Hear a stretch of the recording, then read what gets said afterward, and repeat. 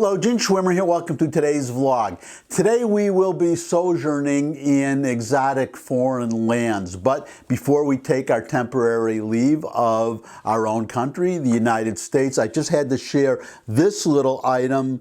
This happened maybe a half hour ago, maybe not even that long ago, but the Vice President held a press briefing today, a coronavirus task force briefing about reopening the schools, and about 19 minutes after the press conference began, so I missed the very beginning, but I think that was all or mostly just these various statements. In fact, I'm sure it was just statements from these various experts, and then the people on the podium took questions. Every single question, and there were a number of them, every single question was a hostile question. There was not one positive question. There were some that one could maybe say they were mildly informative, but most of them, they were just hostile. They were just attacking, well, indirectly. Trump wasn't there, but they were attacking Trump. A lot of the questions were about Trump. They basically were on the theme of, are you trying to get the entire country killed by opening schools too soon?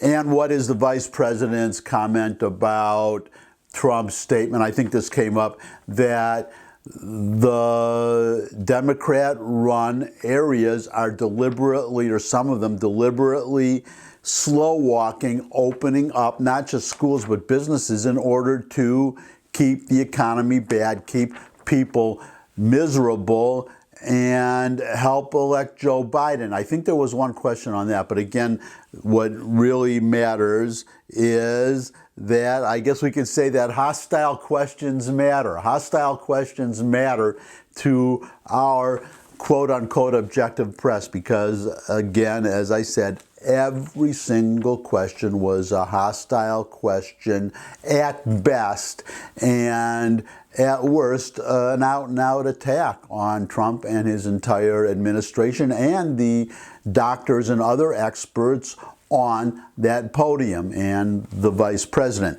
Now we go to these exotic foreign countries that I told you about, and when I said exotic, I kept my promise because we're starting out in exotic Canada. Exotic Canada. I'm going to show you a video of a demonstration by Canadians in front of the U.S. Embassy in Canada. Now, I know what you're saying, another foreign country, another embassy, another demonstration, hostile demonstration against the United States and President Trump specifically by people in another country. Well, I have a surprise for you because this video shows a demonstration in Canada in front of the U.S. Embassy praising in favor of the United States, a pro-American demonstration, and more than that, a pro-Trump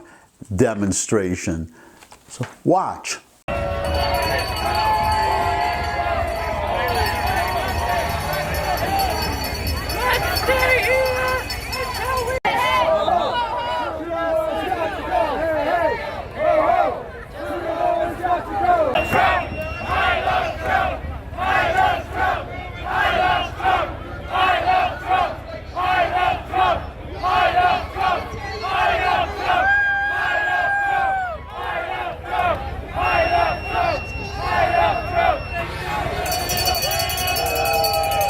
I don't know about you, but I found that very refreshing after all these news reports of people demonstrating against the United States. I just had to share that. So I did. I hope you enjoyed it as much as I did. And it shows, once again, that Canada is a friend and a true ally of the United States. They are also a friend and true ally of Israel, as are we, which brings us to the next country I want to talk about. This will be the only other one today. Some good news from our friends and allies, the Israelis.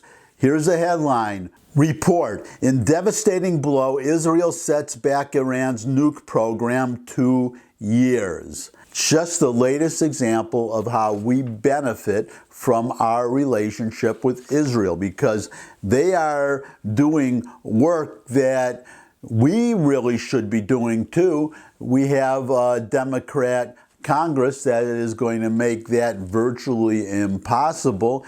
But we have the Israelis to do the work for us, and I suspect that we are working with them behind the scenes, perhaps by providing intelligence, sharing intelligence. The reason I say this is that Secretary of State Pompeo also held a press briefing today, and he was asked whether the explosion at the Natanz facility in Iran, whether we had a part in that, and he said that he had no comment. He wasn't going to comment on it, which may just be a reiteration of policy that we just don't comment on things like that, just as the Israelis have that same policy. But it could also mean that we actually did work with the Israelis. As we did, it's commonly known, it's a pretty open secret, as we worked with the Israelis on Stuxnet, which was the cyber attack on a centrifuge facility in Iran that set them back. But also, I really have to hand it to the Israelis. They are, well, it's their Mossad, their intelligence service. They are really amazing. They are doing things I would even have to say that we could not do. And I don't just mean because of a hostile Democrat Congress. I am talking about raw capability. For instance, this photo, here's a better look at it.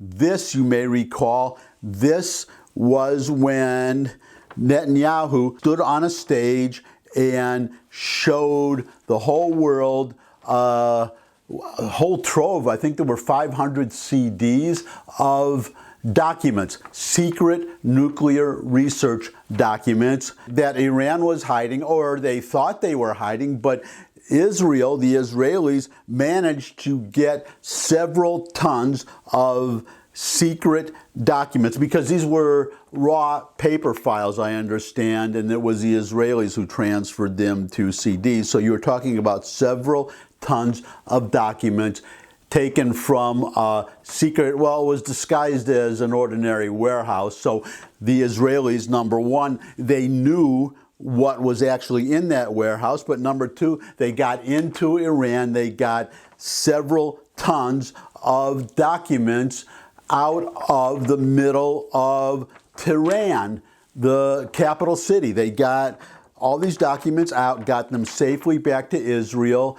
They now have set off, well, there have been a number of explosions recently in Iran, and, well, the Israelis are not saying anything, and we're not either. I just referenced Pompeo's press briefing today, but they seem to have this amazing ability to just cause these little accidents to happen in Iran. It is, well, I think I talked about it before, that I think one advantage that the Israelis have is that they have a lot of Israeli citizens, or a certain number of them, they are originally from Iran. Iranian refugees who were expelled from the country, or their children. The point being that they can pass easily as Iranians and speak Farsi, the language of Iran, with apparently perfect accents. I don't know how they do it, but they do it, and we should be grateful that they do it. They have now set back, according to this, they have set back Iran's nuclear program by 2 years, which gives them a whole 2 years to set it back 2 years more. And this is really the way to do it. Instead of launching a full-scale attack on Iran, on their nuclear facilities, which they may do someday, who knows, they may do it someday, but this way there's a certain attraction to it because the Israelis are letting the Iranians spend years and lots of money, millions and millions, perhaps billions of dollars, building up something, getting themselves to the threshold of breaking out to a nuclear weapon. And then the Israelis come in and they just destroy it all.